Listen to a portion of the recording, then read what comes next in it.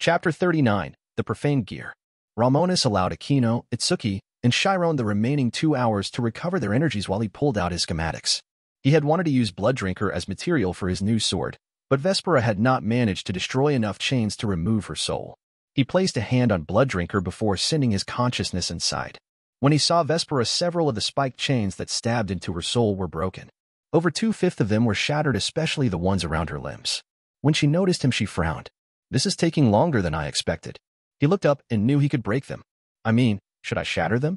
I can do it, but what will that mean for your soul? Blood Drinker is keeping you here, and I don't have a vessel to put it into. Vespera squinted her eyes as she thought about it. They did not have a spare vessel, but they had something else. Wait, do you have any mithril left over? Yes, a bit. Why? She sighed that he didn't use it all. Just make an amulet and keep my soul in there. When will you move against the vampires? In 25 days. Once I have my gear ready, I will begin to make moves with intensity. They have the Holy Grail, and I will need it along with the essence of the evil god Baylor through their damphers. In due time, I will attack the Vatican because they without question are keeping several magical tomes of lost magic, along with the holy swords which are going to be useful to me. While I am pushing for peace with Azazel, we can't make an omelet without cracking a few eggs. Vespera nodded. Okay, very quickly make a necklace from mithril and keep it on you at all times. Your demonic energy will allow my soul to have plenty of energy to heal a bit. I will be able to keep my soul in that state for an indefinite amount of time. Get a noble vampire female for me to possess, and I will be able to warp her body to look just like me. With your blood and my soul, I should be able to recover my power of destruction as I am still a Baal descendant. I also just happen to have one in mind, my grandmother. Romonus could already feel her malice, so he nodded. All right. He left the core of Blood Drinker and checked his spatial ring. He ended up not having much metal left at all because mithril was expensive. However, it was not bankrupting expensive. He still had about 100 pounds of the stuff, so he cut off a small chunk before walking over to his forge. He activated the Tiamat Fire Seed and Volcano Core before placing the mithril in the forge. He waited until it got soft and malleable before walking over to his anvil. He set it down before reaching down with his bare hands, and using his demonic energy, he began to shape and warp a medallion. He chose something simple, so he just picked a bat to house her soul. Then he warped a chain to attach to the medallion before bringing it back to the forge. He placed it back in and waited a few moments until he felt the metal was saturated enough. He pulled it out as he powered down his forge before surging his Tuki and soul energy into the glowing metal. He only needed to do this for a few moments before the mithril warped and rapidly cooled down. He smiled as he blew on the bat medallion before he placed it around his neck. Once the medallion was ready, he sent his consciousness back to Vespera. She was gathering the blood magic and demic energy she had collected the past year. When she noticed the medallion around his neck, she rolled her eyes. Really a bat? He shrugged his shoulders before walking toward her. It suited you. Now hold still. Once he was in front of her, he removed the medallion before placing it on her pretty neck. Once it was on, she nodded and braced herself. Romonus raised his hands and with his demonic energy and soul energy shattered every chain at the same time. Luckily, Vespera was ready as she had been absorbing plenty of energy from him. She used that to protect her soul from the backlash, and he also used his own soul energy to protect her soul from harm. It was a good thing she was still in Blood Drinker, as it was what was left of her body. She took a deep breath and pulled out the spike still lodged in her soul. When I met you, I never expected you to keep your word. We have known each other for 1 year, and I thank you from the bottom of my heart. But why? Why did you bother? He pushed his hair back before smiling. You are beautiful and family. My favorite sin. Vespera barely stopped herself from laughing before she walked over to him. Now that she was standing, he could see that she was tall. Taller than him at that, as she was at least 6 feet 2 inches. When she looked down at him, she chuckled. Short boy. He did not take offense as he was going to be taller than her. I am only this tall because I am a devil. My desire propelled my growth. Give me another 2 or 3 years and I will be bigger. She knew that. True, so let me enjoy this while it lasts. Vespera instantly bound her soul to the necklace he made for her, causing her to begin to be drawn inside it. While she did this, she turned to him with a genuine smile. Don't ever take me off, okay? I won't. Once her soul was back in the necklace, he reached out and put it around his neck. Instantly, he felt her presence through their contract. Unlike usual, she was not going to be very chatty for a while because she had to recover from her torment. She had been chained and tortured for over 9,000 years, so this was expected. Either way, he was kicked out of Blood Drinker as her soul was gone.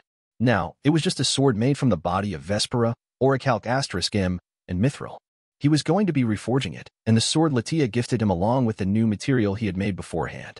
He reached down and broke off the tip of the blade, as without Vespera as the core of the demonic sword, it was just a chunk of metal now.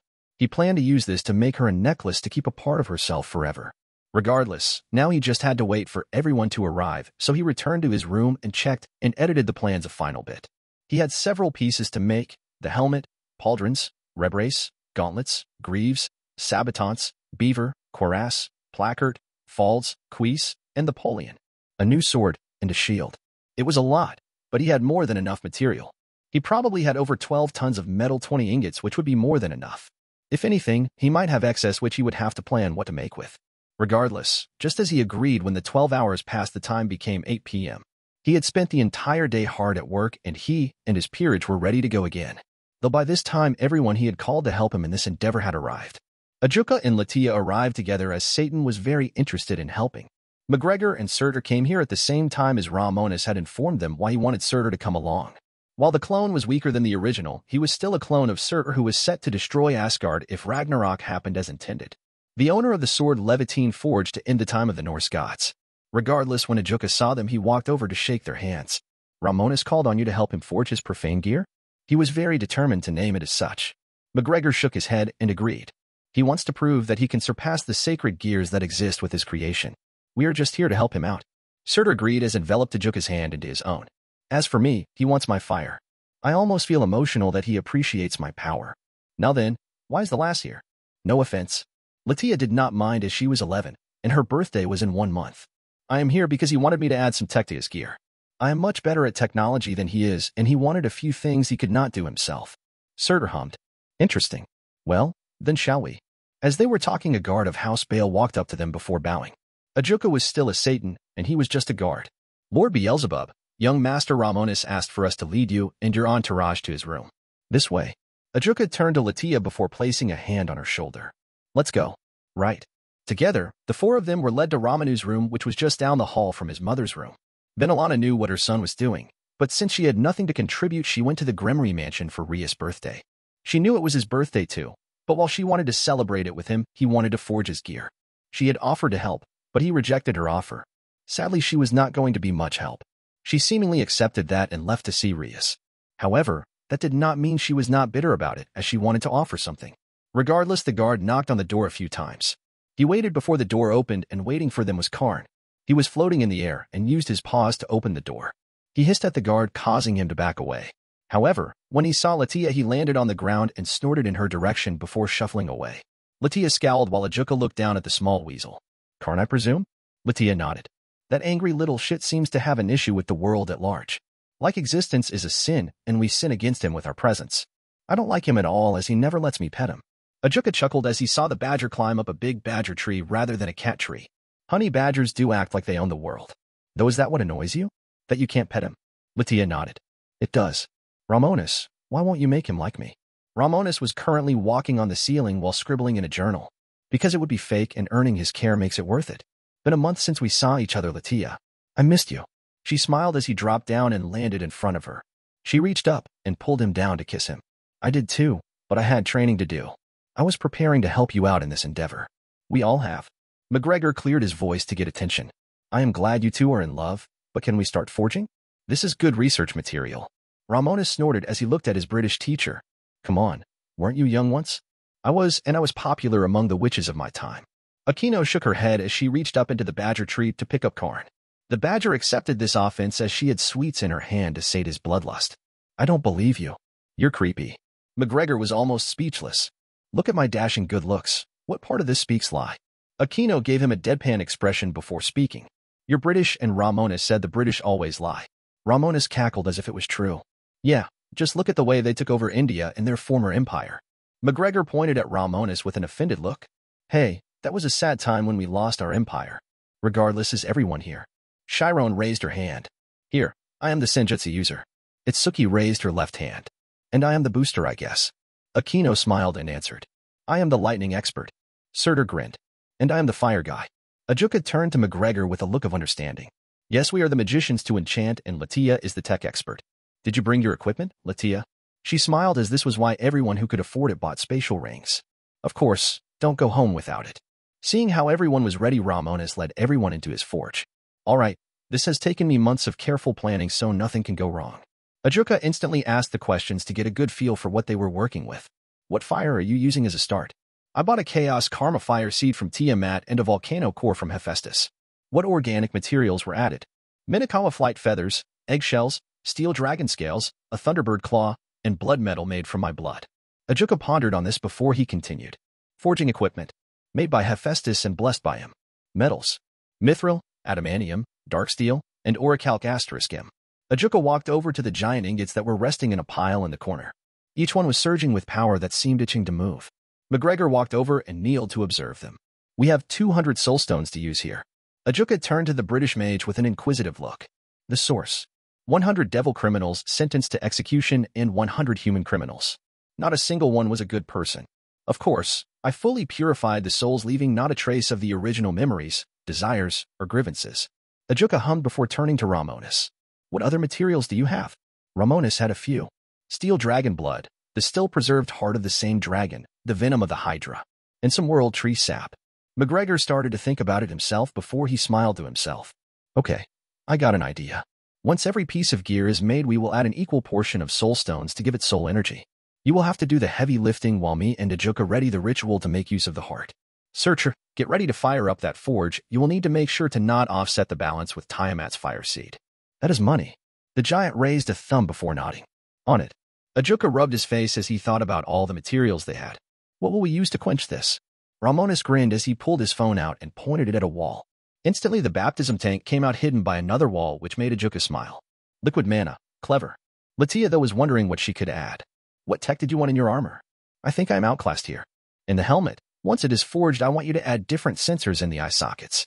As for the claws, I plan to add them to the gauntlets. They need to be monomolecularly etched.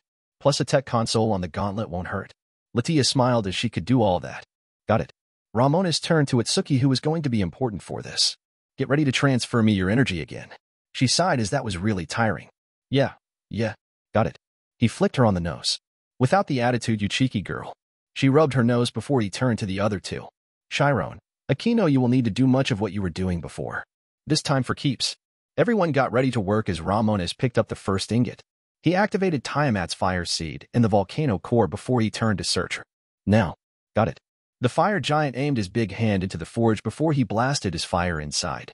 His red flames mixed with the volcano core and Tiamat's, turning the flames inside a bright purple. Romonus waited a few moments before he felt that the unity of the flames was perfect. I am starting. He placed the first ingot of metal that weighed 544 pounds on its own. This single piece of metal would only make one part of the armor because of how compressed it was. He had 20 pieces in total for 12 pieces of armor, a shield, and a new sword. In theory, he would have 6 pieces left over, but he knew he might need more for the bigger parts of the armor. As the metal drew in, the heat, Itsuki began to boost up with the boosted gear to the same level as before. When she gathered enough, and Romonus pulled the metal out to place on the anvil, she placed her hand on his back. She transferred her energy to him, and instantly Romonus raised his hammer. He surged his demonic energy, Tuki, soul energy, and the energy from the boosted gear as he got to work hammering down to create the first piece. He started with the helmet, and to do this he hammered it into the shape not just with his hammer, but with many other tools. One of the best enchantments was in the anvil that redirected the energy that hit it back into the metal being hammered. Ajuka and McGregor waited patiently as Romonus crafted the first piece of his armor. All the while, Aquino and Chiron constantly surged holy demonic lightning and Senjutsuki and nature energy into it as he forged it. Slowly, but surely, the helmet was completed using an ingot in of itself. Before it cooled down, McGregor and Ajuka together used 6 human and 6 devil soul stones to grant it the equilibrium Romonus desired. Once this was added, they activated the baptism device, which got to work compressing mana into an ice water concentration they wanted. Together, they dunked the helmet into the liquid mana, which cooled and solidified the helmet. Latia was then given the helmet to add the sensors to the eyes that Romonus wanted. In the meantime, he worked on the gorget or the neck guard. He repeated this process from the head down. All the while, Chiron, Itsuki, and Aquino never left his side, using their power to help him. Searcher kept supplying his flames without complaint, while McGregor and Ajuka continued to use the soul stones to add their power to the metal. Romonus during this time went numb and only saw his armor. Nothing else mattered, which caused him to enter a trance of blacksmithing. Hephaestus in Greece raised his head as he could feel his tools doing their duty. It brought a smile to his face that the young still followed the old art of blacksmithing. Meanwhile, Romonus no longer had any clue how long he was hammering. When he finished one piece, he passed it on to another before making the next part. When he finished the armor itself, he got to work on the shield he wanted. He wanted the shield to be able to turn into a cover for his gauntlet in case he just needed to punch someone rather than block. When that was finished, he passed it on for it to receive the enchantments he wanted. Days after he began, he added in the 2 ingots for the sword with Blood Drinker in the middle of them. He used 2 more than he would have needed, but this sword was going to be the sword that followed him through his immortal life. It had to be the strongest, so once the ingots and the former demon sword were hot enough, he pulled them out and got to hammering. By this point, Itsuki was running on fumes, Chiron was about to pass out, and Akino was lightheaded. But for his sake, they used what they could, and for an entire day, Romonus meticulously forged his blade. When it was finished, he handed it over as Max Greger, and Ajuka used the last of the soul stones. Romonus reached up and rubbed his eyes as he looked at the armor scattered across the floor. "What day is it?" Ajuka answered him. "April 13th. Romonus sighed. "For days, is everyone alive?" Ajuka pointed at Surt, who was sleeping while still blasting fire. "He is almost dead." Romonus walked up to Surt and woke up him. "You can stop now." Surt opened his eyes and cut the stream of fire. He instantly fell on his back, snoring once more. Romonus walked over to Ajuka, who was looking at the armor that was on the floor. "It is almost done. It is practically waiting to wake up." The materials. Romonus handed him the dragon heart, blood, world tree sap, and the hydra venom. Over the past few days, both mages together had worked on a ritual to use all these materials. Once they had them in hand, Ajuka waved his hand and gathered every piece of gear that had been forged and assembled them over the magic circle they prepared beforehand. The large suit of armor, shield, and sword hummed with chaotic energies as the 2 mages got ready to activate the ritual. Once they placed the materials down, they did not delay, and together they activated the formation. Every material surged through the gear and fused into it. Under the gaze of everyone except Surtur, who was asleep, the profane gear warped, grew larger, spikes burst out of it, and a dark glow surged in the eyes. Shockingly, the armor began to move on its own as it seemed to observe itself. The armor locked onto Romonus before unsteadily walking toward him. "You? Creator? Me? Armor? You where?" Romonus walked toward the armor and held his hand out to the armor. "I am your creator. I am essentially your father. I gave you life. To be my sword, shield, and second skin. My partner through the rest of eternity." The armor held its hand out to him. "You name me. You want a name? In that case, I name you Archeon the Profane." "Archeon? I accept." Archeon held Romonus' hand, and under the gaze of everyone, the armor began to dismantle him before surging over Romonus' arm until his body was encased in the armor. Once this Romonus was wearing Archeon, he felt his senses fully meld with the living armor. He could feel as the profane armor began to bind itself to his soul, becoming a part of him. His other half, his partner, and hopefully friend. The moment the link was fully formed, a violent aura surged from him. Ajuka raised his hand to protect everyone from the force of it all, but Romonus quickly took control. "Welcome to the fold, Archeon. I will serve until the day the stars go out, Father. Accept my pledge of fealty." "And I do. You and I shall carve a bloody path through this world and the many worlds of this endless existence." "I can hardly wait, Father." Romonus observed the new demon sword he had forged. Despite using over a ton of material in its forging, to him it was light as a feather. Runes ran up the sword as it burned with a constant purple glow from the flames. The shield on his left arm suddenly broke apart and encased his left arm, granting him a bigger gauntlet. Now this was a gear of legend, and he was the creator of that legend. Chapter 40. Ria's Anger. "You know, while I wanted Karn to stay small, the ever-chosen Romonus needs a mount. What is cooler than a cracked-up giant honey badger with rage issues and demonic armor?" Romonus did not expect it, but just the sheer chaotic aura radiating from Archeon seemed to make him feel right at home. He was a bringer of chaos, and now that he had almost reached the level of a super devil and he was no longer a child, he was able to do as he pleased. One of his first goals would of course be to recover Valerie for her holy grail and Gasper, but not for his peerage. He was going to give him to Rias, as the damn her was just weird. Crossdressers weirded him out a bit. Thank Rahvdall, Carla never was into that. He shuddered at thinking of that. Suddenly he heard Archeon speak to him. "Who is this Gasper? And why does this Carla disgust you?" "Gasper is a damn whore, a half-vampire, half-human. Carla is someone I loathe." "Are we to kill them, Father?" "No, we are not. Gasper has power, and we want that power. Carla is beyond our reach." "Ah, so we shall eat this Gasper's soul for the power?" Romonus was almost laughing as Archeon seemed to just be a child. Well, he had just been formed, so he could not fault him. "No, we will turn him into a devil. Well, my sister will." Archeon went silent for a time before speaking. "I understand." Regardless, once Archeon settled down, Romonus looked at the giant purple and red glowing sword in his hand. "This sword needs a name. How does Ruin make her sound?"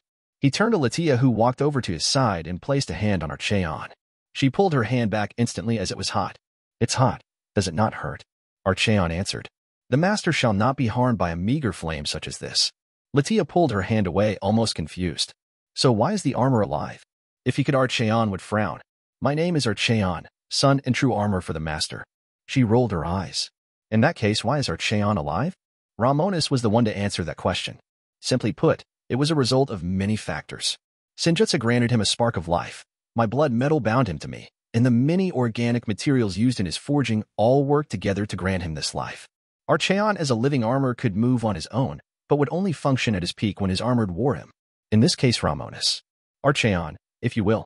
Under the gaze of everyone, the armor, sword, and shield burst apart into streams of darkness, leaving Romonus behind.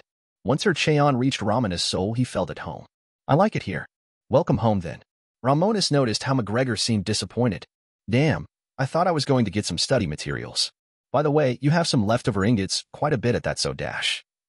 Romonus thought about it before walking over to one of the 5 remaining ingots. He picked one of them up and looked at it. Everyone who helped can get an equal share of this one. Surtur would not want it, which meant McGregor, Ajuka, and Latia. Romonus opened his hand and summoned Ruin Maker to cut the ingot into 3 equal pieces, each one with a weight of 400 pounds, 181 kg. He caught each piece and walked over to his 3 helpers. Here you are. The least I could do. When Ajuka grabbed his piece, he found it ungodly heavy. How are you even walking? I am insanely strong. Oh, before I forget, uncle, is it at all possible to have a second peerage? Ajuka thought about it. It has never been done before because each evil piece is linked to the soul. Even your brother never thought to do something like that. I will say no, that it cannot be done with my evil piece system. However, if you make your own, who is to say it won't work? Romonus nodded as he started to think about it. He could in theory make evil pieces from this metal that would probably never be made again. He would then need to bind them to his soul and demonic energy. It could be done, but it would have to be a plan for the future. Regardless, I am grateful you all came to help me. Ajuka simply patted his shoulder. Of course, that is what family does. We help each other. Good luck on your new engagement. Romonus had almost forgotten about that. Are they going through with it? I haven't heard a thing from anyone. Ajuka did not know. All I heard is that they ended up picking a girl from the Barith clan. Clan Barith is a clan very similar to House Bale and the former House Amdusius because they focused on raw destructive power. Their black flames of anarchy were legendary in the Great War. McGregor took his piece of metal and stored it away. He pondered on this as he had a spy network through the underworld.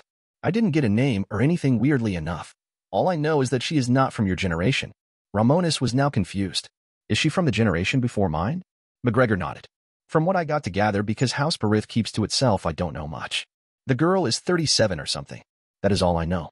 Romonus nodded. Got it. We spent 4 days forging Archeon, and the ball is in 6 days. Guess I will be meeting her then. I just hope she does not end up being a dash. Latia finished for him. A spoiled, pretentious sow? That. McGregor walked over to Surtur and picked him up. Come on, big guy. Be seeing you, Romonus. Oh, and you still up to learn under my mentor. Tell him I am ready any time. With that out of the way, McGregor teleported away with Surtur. Ajuka smiled as he turned to Latia. I will leave you here. You must have wanted to see each other more. Latia nodded as she held onto Romonus' arm. That is true. Thank you, uncle. Of course. Once Ajuka left as well, that just left Romonus, Latia, Aquino, Chiron, and Itsuki, who were all dead tired. Even Latia seemed about to pass out, which Romonus noticed. Oh, I guess it's time to sleep. Aquino yawned and without skipping a beat fell onto his bed. Since this was a devil's bed, it was a giant bed. Can I sleep here? Romonus rubbed the back of his head as he nodded. Sure, I don't mind, but you would be in bed with me? Isn't that weird? Aquino looked over to him and looked him up and down before grinning. Nah, I don't mind. Itsuki shrugged and removed her boots before instantly falling on the bed. I deserve to be spoiled like a princess after all that boosting and transferring you had me do. Chiron walked up to him and picked him up. He looked down at the cat girl as she placed him on the bed. No talking, sleep time. He sighed as he looked at Latia. You heard them, I guess. She smiled as she lay down next to him. They like you. Romonus looked at Aquino, Chiron, and Itsuki before resting his head on his pillow. I will neither deny nor refuse. Aquino clenched her fingers around his nose with a frown. Come on, don't you know already that we care for you? You might be a training maniac, with no gentleness for fair maidens, but you do have your good traits. I thought those were my good traits. Aquino snorted before looking away from him. Fine then, when I get older, pretty, and busted like my mom, you can kiss me goodbye. He lunged out with his hand and grabbed her arm before pulling her into his arms. Aquino smiled as she wrapped her arms around him. So big and muscular. I love it. Itsuki looked Romonus up and down but did not get it. Drake, what is up with her? Give it a few years and you will be the same. Strong males draw the attention of women. It's a right of the strong. Same with strong females. Oh, I get it. Regardless, Aquino, while being close to him in age, was too little. All of these girls were, so he let go of her and let her roll away. Just go to sleep. Tomorrow I will need to use the baptism. Once she was free, Aquino rested her head on his chest as she looked at his face. Romonus, why do you always pull back at the end? I noticed it before. You get close and then pull away. He just smiled at her as he tried to keep his crab from affecting anyone around him. It was his troubles to deal with and no one needed to know about them. Guess I am just trying to be respectful of boundaries. I wouldn't like to be forced to do things against my will, so I don't force anything on you girls. Plus, your brains need a bit more time to settle down from the effects of growing up. Aquino smiled. I guess I can accept that, and we are all pretty small. Where it matters. She winked in his direction, which made him chuckle. True. Give it another 3 years and you will miss being small. Chiron turned into a small white cat before jumping on his face. Don't think so. She curled up, covering his eyes. He yawned and closed his eyes as he allowed himself to sleep, as he had spent 5 months awake. He could allow himself time to sleep, and Archeon was currently trying to stabilize their soul bond. His energies were still chaotic after his forging, and he just needed some time to get everything in order. Quickly, the girls all noticed that Romonus was already asleep, which made them all smile. While he was out cold, they all went in his bathroom to shower before returning to bed. Since when he slept, he was a heavy sleeper. They knew he wasn't spying, but even if he was, they would not mind. Romonus had proven himself to not be a creepy guy, as despite having a harem, he was quite the romantic rather than a degenerate. If his incest fetish was to be ignored, though, they didn't bring it up. Once they all got into bed, it was clear that there was plenty of free room in the bed, as it was that big. Even Karn took his favorite place on Romonus' chest. All in all, they were all tired, so they slept like logs. Though Chiron was constantly using her senjutsu to give Romonus good dreams, which made him sleep calmer than ever. She was a perfect therapist, and Romonus hadn't even told her anything. While Romonus was living his best life, Rias was not. For days ago, when it was their shared birthday, she had expected him to be there. However, while the celebration was ongoing, she waited for hours and didn't see him. Her father spent his time with Markina and his new baby boy, who was born 2 months ago. Markina had tried to be a good adult female role model, but Rias only cared about what her mother told her. When her mother arrived, she was happy and thought she had brought Romonus, but she came alone. Then Alana had been forced to tell her that he was stuck in his forge room creating his armor. Now 4 days later, she was in her room angry that he missed their birthday. However, she did not blame him at all and put all the blame on her father. He caused the divorce that pulled him away to Castle Bale.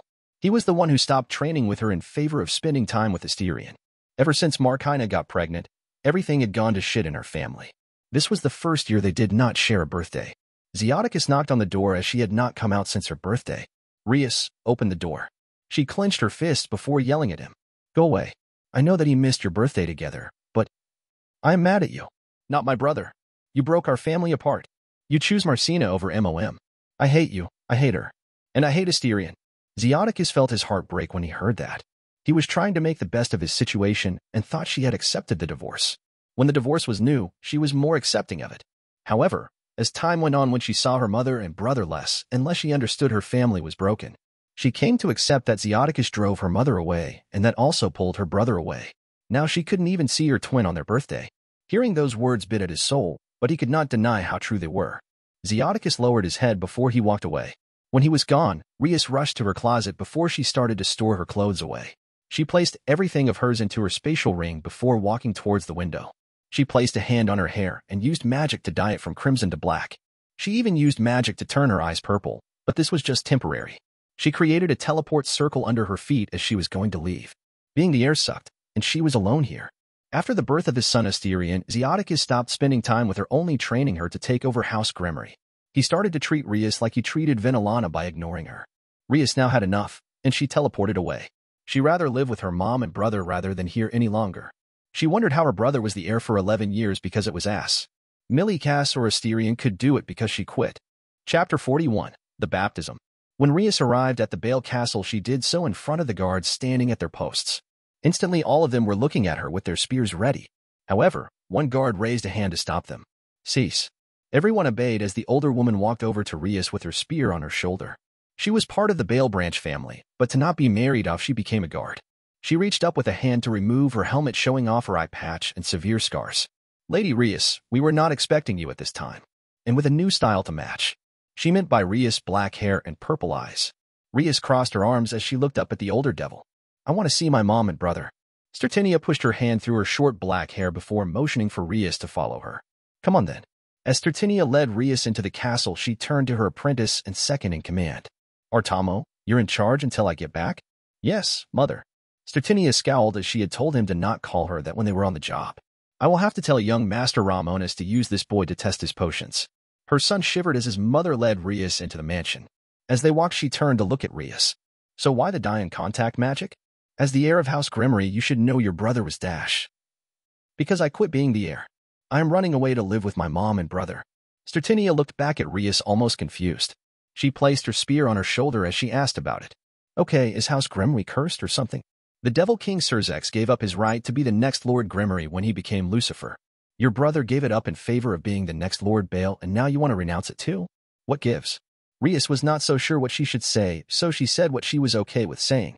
My father is not the best when it comes to emotions, and he starts neglecting the people around him in favor of his harem. It's hard to not be forgotten. Ah, got you.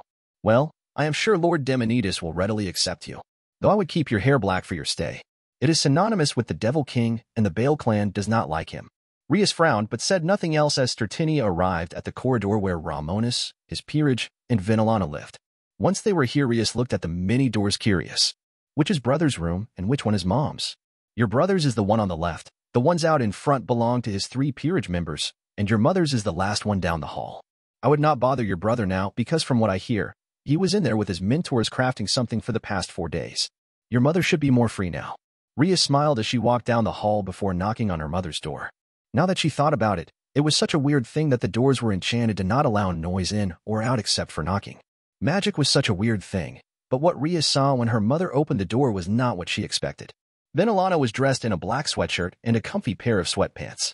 What Rias was looking at was the fact her mother was a bit more muscular than before. Mom. Vinalana kneeled to look at Rias confused. She grabbed a chunk of her hair before sighing in relief. It's just magic. But what are you doing here, Rias? What about your dad? Rias lunged into her mother's arms with and started to cry without stopping. Stertinia bowed to Vinalana before putting her helmet back on and walking off. Vinalana let Rias into her room and sat her down on the bed. What's wrong, sweetie? Rias wiped her tears as she looked at her mom. Mom, Dad ruined the family. He doesn't talk to me anymore. All he talks about is Asterion. He is always running around with Markina, and he doesn't even spend the mornings with me like we agreed to. Vinalana frowned. How long ago? 2 months ago? All he talks about is his new baby and family. He doesn't even ask about my day. All he wants to talk about is being the next Gremory. Don't do this, dress like this. I hate it. I quit, Mom. I want to live with you. Can't I? Vinalana sighed. If that is what you want, you can stay. I will have to tell my father, though. Rias recoiled as she remembered Demonidas. Her grandfather had never been nice to her because he considered it embarrassing for a noble. Seeing her look, Vinalana calmed her down. Relax, Rias. Unlike Romonus, you don't have the insane training drive, but your talent alone has brought you to the brink of the ultimate class. You are not weak anymore, and I am sure my father will not treat you badly. I will stand up for you, but you have to stand up for yourself, Rias. That is how the Baal clan works. Rias gripped her dress before looking up at her mom. I will. Don't send me back. Vinalana ruffled her hair before she sat down and hugged her. I won't. Your brother will want to see you in the morning, but he is tired now. Let him rest. Okay, Mom. Can I sleep here? Vinalana smiled as she hugged Rias and cuddled up on the bed. Of course, you're still my baby, Rias. Happily, for the first time in almost 6 months, Rias slept easy. Even Vinalana felt the comfort of having her soul daughter by her side now. When Romonus opened his eyes, he was met with the white fur of Chiron, who was constantly using her senjutsu on him. He appreciated her efforts as for some reason he always slept better when she did this. At the same time, she was training because of his overflowing demonic energy radiating from his body. She was processing that through contact with his body. He wondered when she would grow her 3rd tail because his goal for her was to become a 9-tailed Nakushu. If at all possible, he wanted to take the white tiger Baihu from the Shinra clan of the principal clans. If she could become a tiger yokai rather than a cat, she would even rival the strongest. He reached up for his face and removed her as it was time to get up. Chiron curled up in his hand and opened her eyes as she looked down at his face. Sleep well. I did, thanks to you. She gave him a cat-like smile as she started to groom herself. Good. He set her down on the bed and watched as she returned to her Nakomata form. Her 2 tails swayed and wagged from side to side as she liked to help. When he sat up, he saw Latia resting at his side along with Akino and Itsuki. Though Itsuki was on the opposite end of the bed while Akino was right up with him. He smiled as they were all adorable, but he had no intention of laying a hand on them. They were too young, so he carefully got out of bed to not wake them up. That seemed to be impossible as they all woke up instantly. When they were up, they all started to stretch and circulate their demonic energy to wake themselves up. Morning.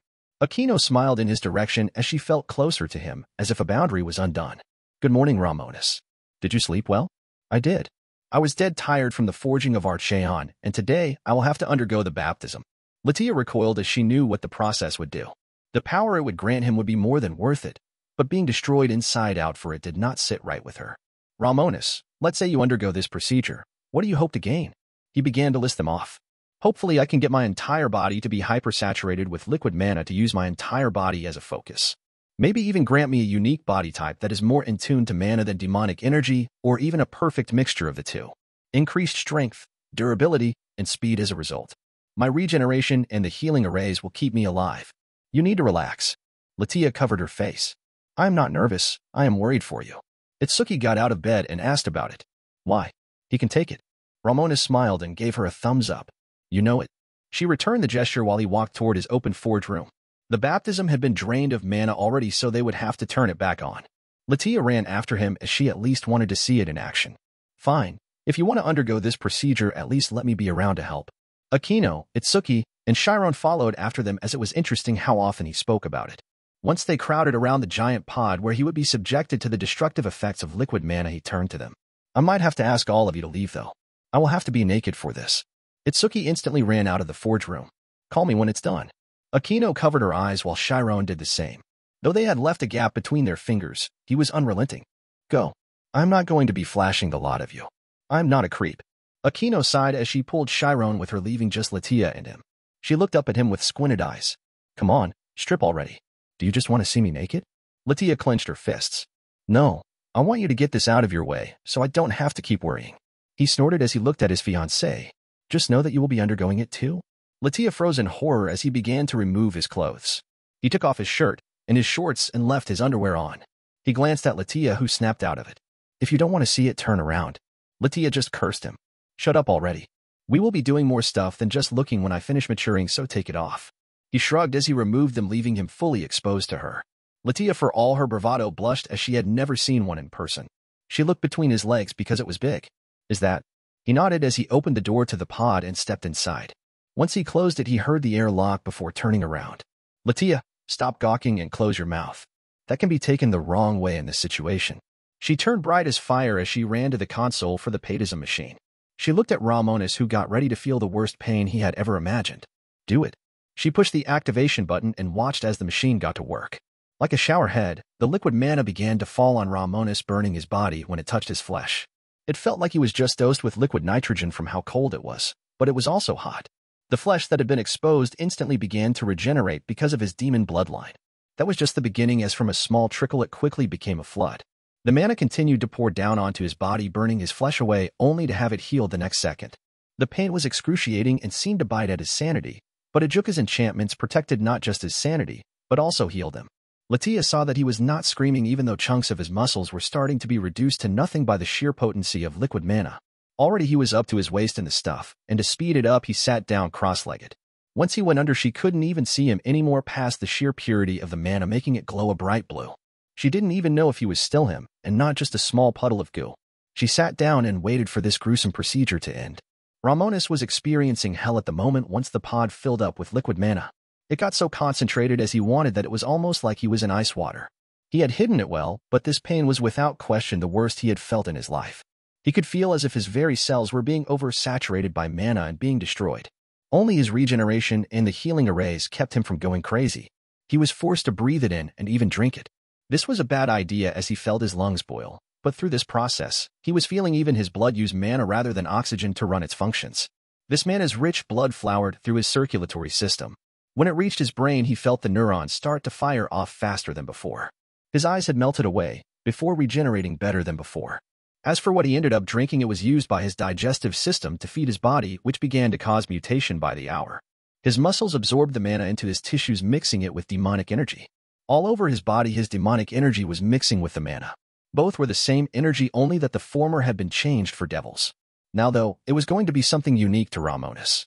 Latia, who was still waiting for a sign that he was in there, began to notice a purple glow originating from the center of the pod.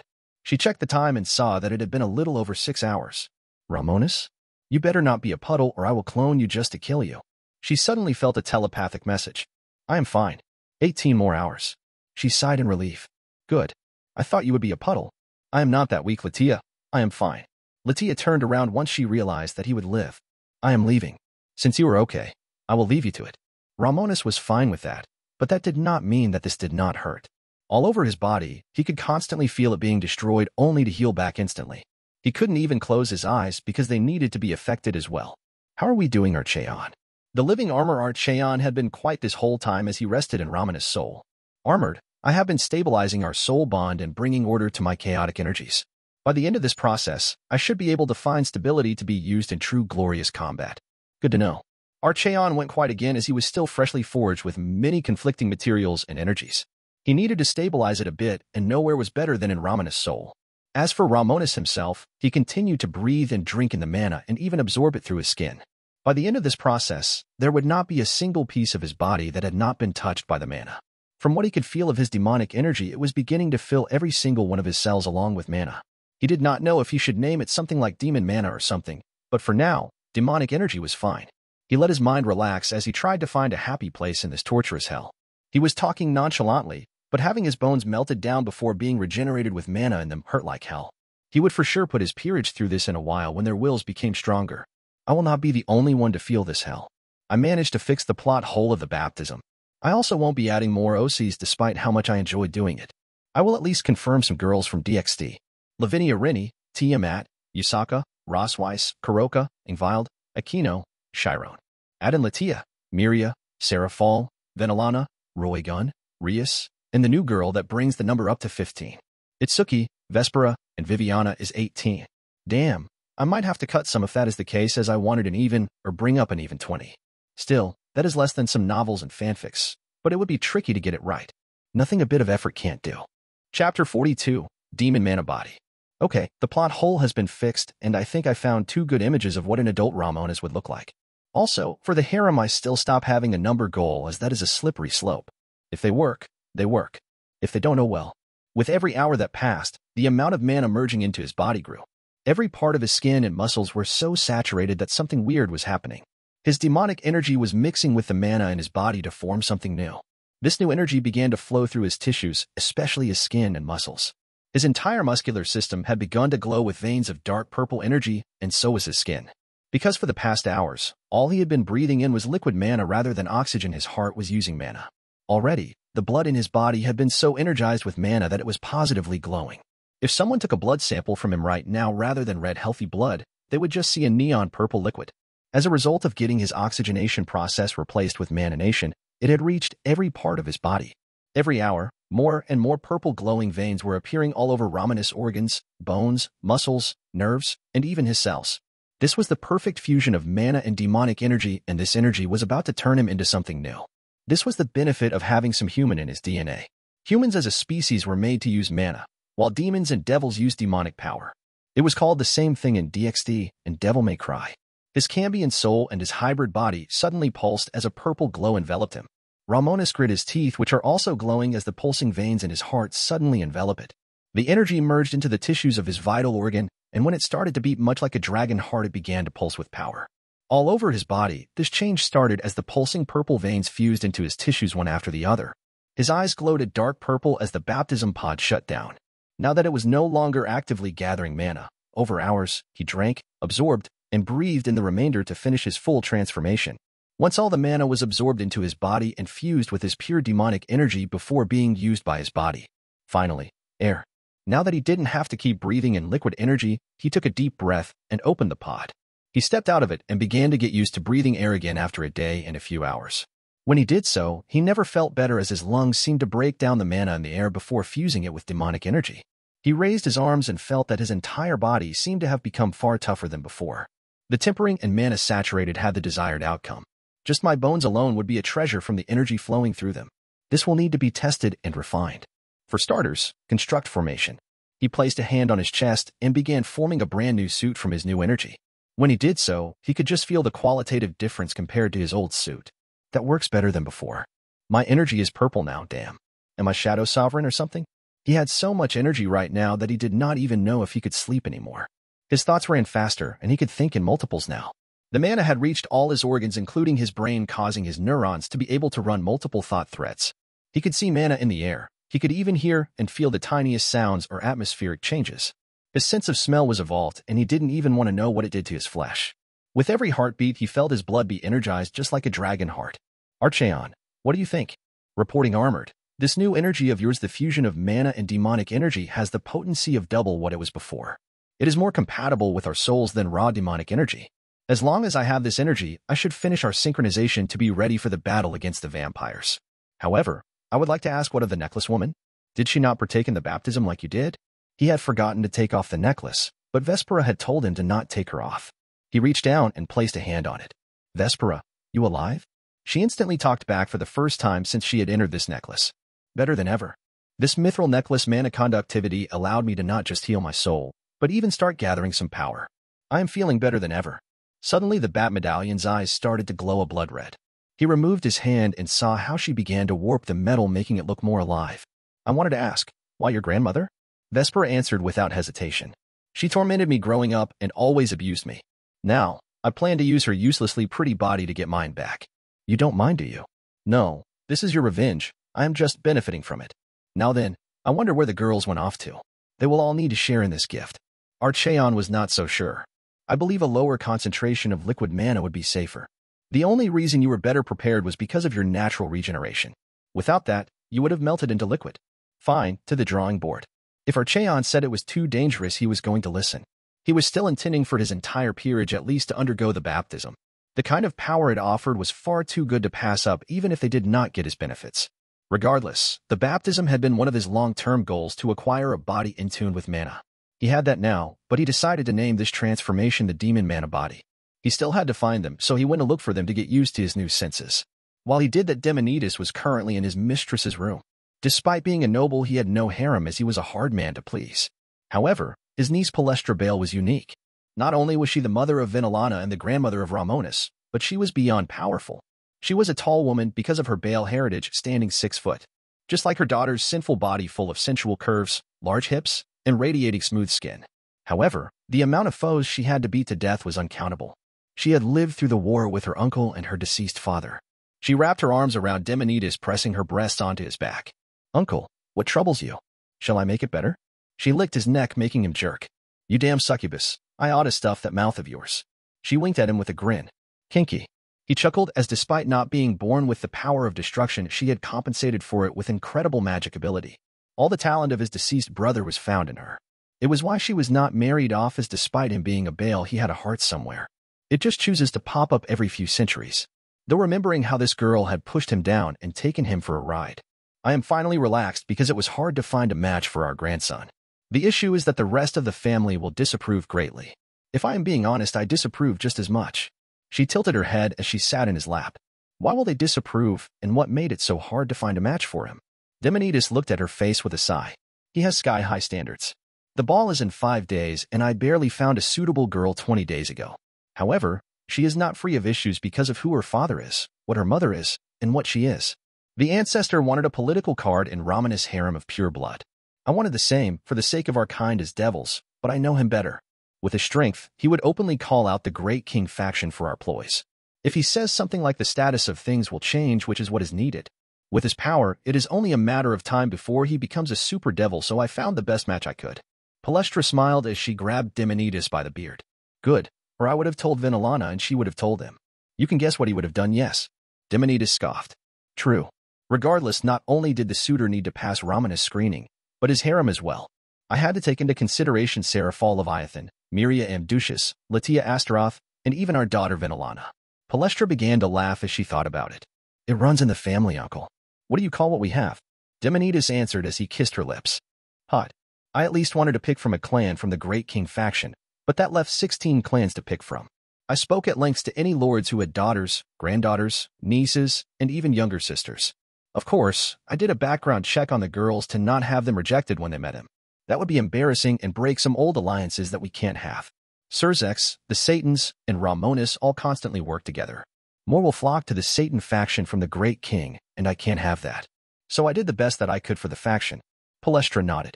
So what is wrong with the girl? Demonides rubbed his chin as he answered. A weird clan, Clan Barith. They rank Duke, but what makes them weird is their lord. Lord Vivitan Barith. He's an old friend from the war. By old, I mean old. He is 2,345 years old, and we fought together for many centuries. The issue with Clan Barith is that they are neither Satan nor Great King faction. Palestra remembered Vivitan a bit from stories of him. Clan Barith and their black flames. Flames so cold that they burn everything to nothing. Demonides nodded as he remembered those battlefields when Vivitan took to the battlefield. He went in with no guards, just him, and he would fill the sky with black fire, reducing his foes to atoms. I haven't seen Vivitan for over 400 years as he became a recluse after the war. He still ruled as lord because he was unmarried. He has no harem and no partner for his entire life. His two brothers died in the war, leaving him without heirs.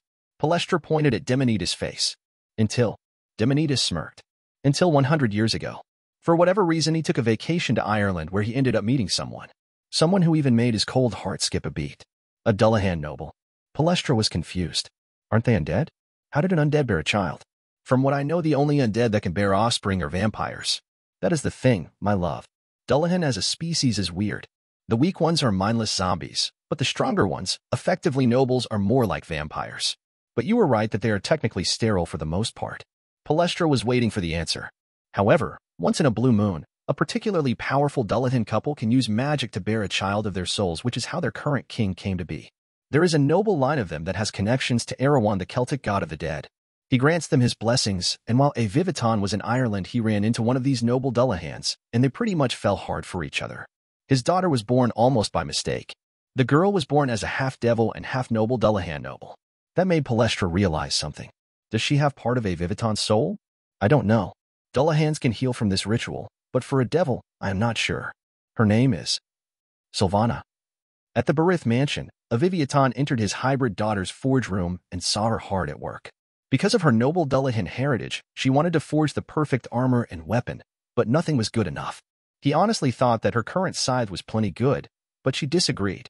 She looked up from the forge, which burned with their black flames. His daughter was tall, 6 feet 3 inches, quite well endowed from her mother, but her skin was a pale blue. Image here. She had black scara and golden eyes, which was quite similar to Rahvdall. She could detach her head, but she kept it on her body with a magic collar. He had never expected for his wife to be one of the few Dullahans who could bear offspring. When his wife got pregnant, he almost did not believe it. His wife, though, told him that Erawan, her god, had blessed them. Despite being a god of the dead, Erawan was a noble god and Vivitan was old with a mighty soul, so he let it pass. He was also rich, so any damage to his soul to form his daughter had mostly healed by now. Dad, good morning. Vivitan returned the greeting. Morning. Are you making another scythe? Armor. Sylvana paused as she pulled out the chunk of mithril from the forge. It was glowing with a dark glow, but she put it back. She turned around to gaze up at her father. Is the engagement still ongoing? I am a half-blood of a different mythology, blessed by a foreign god at that, so the Great King faction won't even consider me. They will fight it with all their might. So who in their right mind picked me? Vivitan nodded. You were right about that. My old friend Demonides told me that even he didn't agree. But he said that you were the best candidate for his grandson who would fight against any other girl. You are effectively being chosen to keep the status quo. Romonus, as he is called, has the support of the 4 Satans, so his word carries weight. Sylvana remembered Romonus. Ah, the 12-year-old guy who was already in the Satan rank, right? Heard he had a thing for older women. She pulled out her phone from between her breasts and began to search through the devil media. She ended up finding a recent picture of Romonus posted by Canon a month ago. It was of him shirtless while he was squatting a 100-ton weight. That was without taking the gravity magic he was using making it, so he was essentially lifting 1,000 tons. Sylvana paused before she looked up at her father. He is tough. Won't he care about the age difference? Or the fact that this is a scheme? Vivitan scoffed. Rahvdall is almost 600, Miria is nearing 900. You might as well be his age in devil's terms. He also is very well aware of any plots his family may have. As for you, you are so sheltered, making you almost childish. Just not as much as Rahvdall, so don't mind it. You will meet him in 5 days. There you can accept or deny him. Nothing is set in stone. He turned around and walked out of her forge room. Good luck. Once he was out, Sylvana began to scroll through Akino's social media account. Most of the posts were of Romonus, Chiron, and Itsuki working out. It did not show any of their techniques, just physical workouts. She also saw another post where he was doing handstand push-ups with his fingers while lifting the same weight as before. It showed the muscles in his back, making her blush and turning her face nearly purple. Okay, I might be interested. The next 5 days for Romonus' delayed ball began to go by quickly enough. When Romonus was looking for his peerage in Latia, he saw Rias here who told him everything. He was forced to comfort her and chastise her at the same time. He made her turn her hair back to crimson because it did not suit her. He also had to get on her for her words against their brother. She could hate Markina and their father all she wanted, but why a baby? He told her that Asterion knew nothing as he was just 2 months old and taking her anger on him was foolish. Rias knew he was right and she apologized for saying stuff like that. Romonus didn't mind it as long as she knew it was wrong. Regardless if she was staying with him, he decided to pull her along with him and his peerage during his training. Now that she was 12 and more used to it, he pulled away the training wheels. He and Venilana together put her through the ringer and she began to get his potion treatment. While he often made his potions taste good, just as a joke he purposely made the ones he gave taste terrible. Ria started to feel it was unfair when she saw Chiron, Aquino, and Itsuki drinking their X-Lyres and saying all the good flavors they got. Venilana wanted to chastise Romonus, but she could admit that it was funny. The biggest thing was that Romonus got a DM from the girl who was supposed to be his new fiancée. He did a FaceTime call and saw the girl talking with just her head, making him realize that she was part Dullahan. That was surprising, but he noticed that in the back of the call she was forging something. Finding out that she was also into forging weapons was the most interesting thing. Before their official meeting, Romonus and Sylvana discussed different forging techniques and even some other likes and dislikes. One thing he learned about her was that she was a bit reserved because for her almost 40-year life, she had been a recluse. Some would call that a neat, but when he asked why they even considered them a half-devil, not that he had anything against her race. She said that her father told her that Diomedes was using her to keep the peace status quo between the two factions. Either way, Romonus was happy that she was special and enjoyed the time they talked over the phone, but he also had things to do. He left her to her forging while he started to try to synchronize his senses to Archeon. While they would fight as one, the senses of Archeon would be placed on top of Romonus' own. Thanks to the elemental soup that went into forging him, he had many abilities. Passive Tuki and Senjutsu enhancement that stacked on Romonus, elemental chaos as a result of the forge, flame, and materials. With the dragon heart that was fused into him, he passively generated mana which was then converted into demonic power for his armored. That was then converted by Romonus' own demon, a heart, so they worked like a perpetual motion device. There were plenty of more abilities to discover, and in the 5 days leading up to the ball, he worked on increasing his bond with his Archeon the Profane. He did not forget about Itsuki's birthday and let her return to her parents to celebrate. He stopped by to wish her happy birthday and leave her a gift and necklace he made from the metal he had left over. She loved it, but it was heavy despite how little he used. She still wore it anyway as it had a few enchantments on it. As for Vespera, she was passively feeding off his demonic energy, gathering her strength to take over her grandmother's body. All in all, Romonus was prepared for anything, and now it was time to meet Sylvan in person. On the day of the ball, Romonus woke up with Chiron as always sleeping on his face. She was glowing a light blue as she constantly used her Senjutsu to give him good dreams and to train. She might even grow her third tail any day now because of how much of his demonic energy she was feeding on. He gently removed her from his face and saw that Aquino and Itsuki were here as well. He sighed as these girls seemed to take a one-time thing as an invitation to take over his bed. Grow up, little girls, before I have any interest in you. When he got out of bed, he saw that Karn the Badger was up in his little pet tree. He was snoozing away in a honey-induced coma. He could call Sylvana as they had exchanged numbers, but he did not want to be surprised. Her mother was going to be dressing her up to dazzle a crowd, but he wondered how the stuck-up nobles would react to not just a half-devil, but of a different mythology. The Irish mythology as Dullahan were from Ireland. Learning that Dullahan could create a child from their souls was weird. He asked how her father was recovering, and she said that the ritual was made to cause as little damage as possible. Otherwise, no one would do it, and through his connections and old age, his soul was mighty.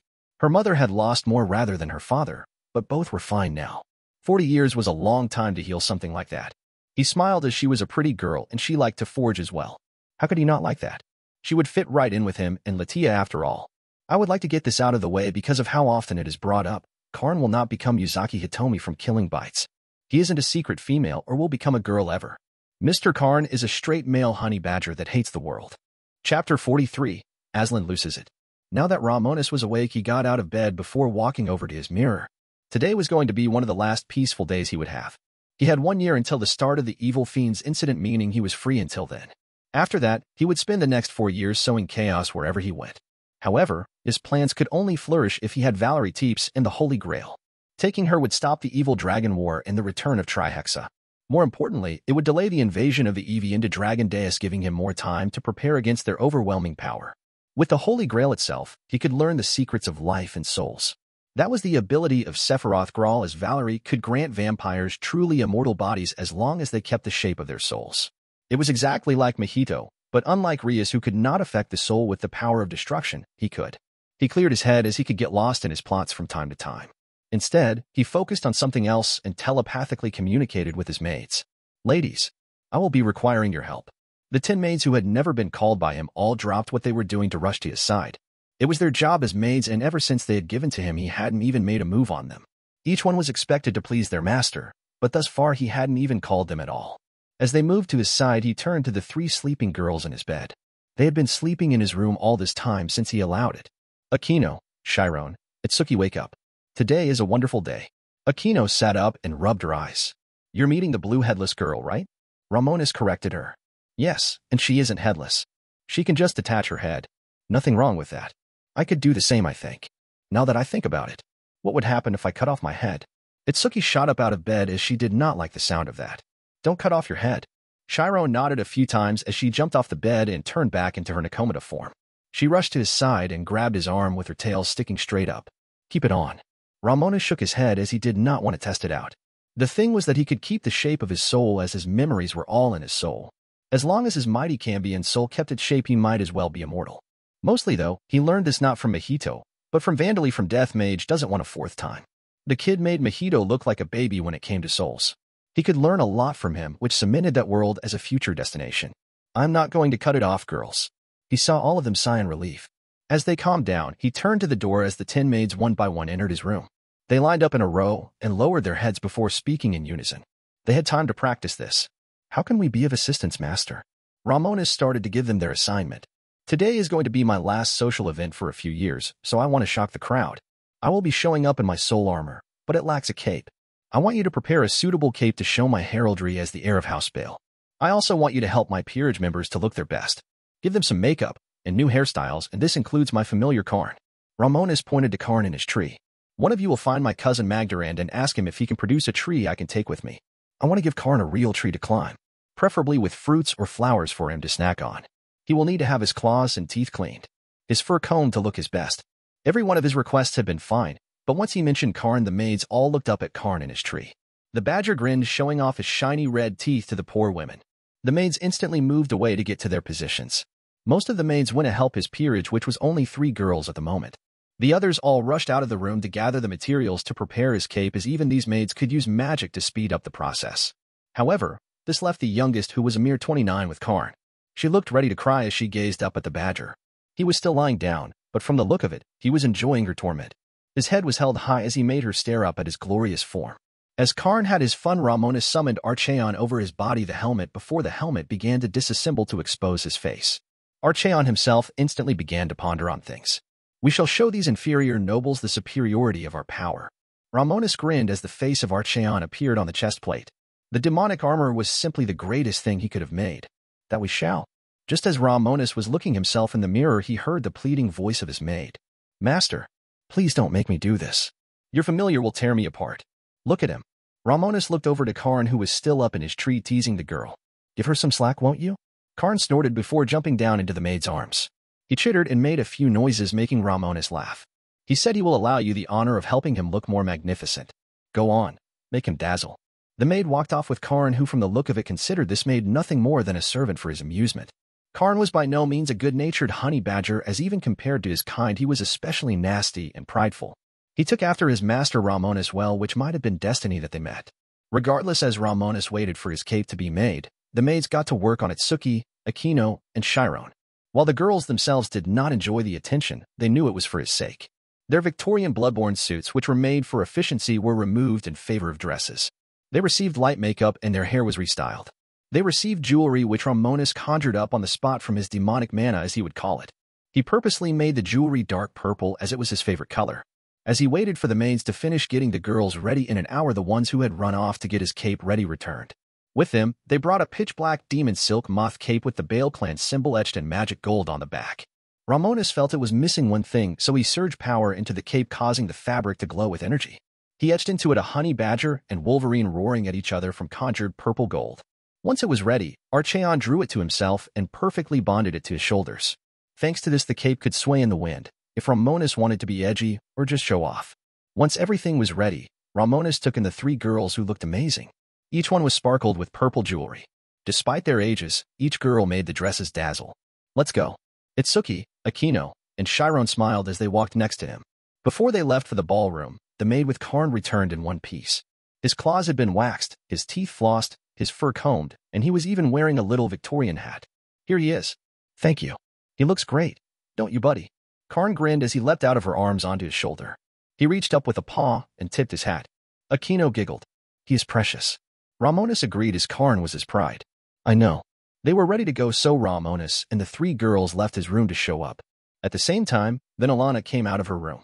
She had dressed up in a flashy gold and black dress with Rias at her side with her beautiful crimson hair undyed. Vinalin walked up to him as she looked him up and down. So this is your profane gear? Archaon's demonic visage on the chest began to glow. That I am. A pleasure. Vinalana and Rias jumped back a little as Romonus chuckled at their reaction. Mother, Rias, I would like you to meet Archaon.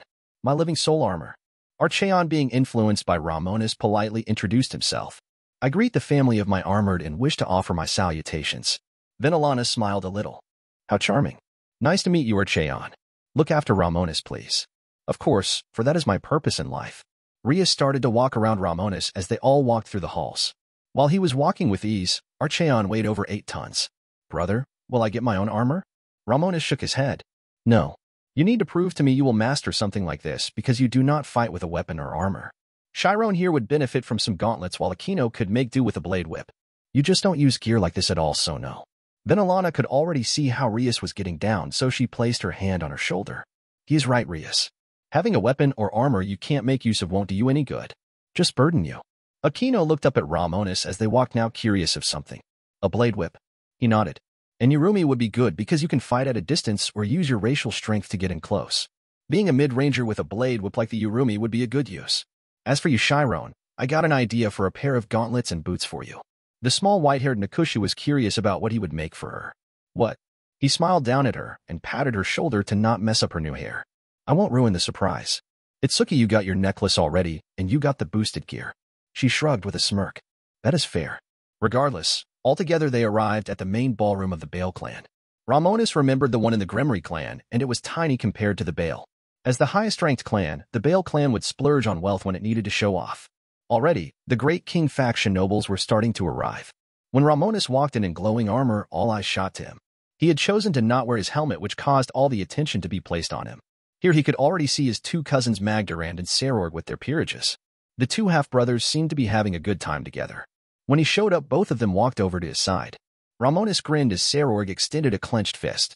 Romonus did the same, and with a simple thought, Archaon exposed his bare arm. Both men placed their fists against each other before clashing with their Tuki. White and purple life force aura clashed, but Romonus prevailed with ease.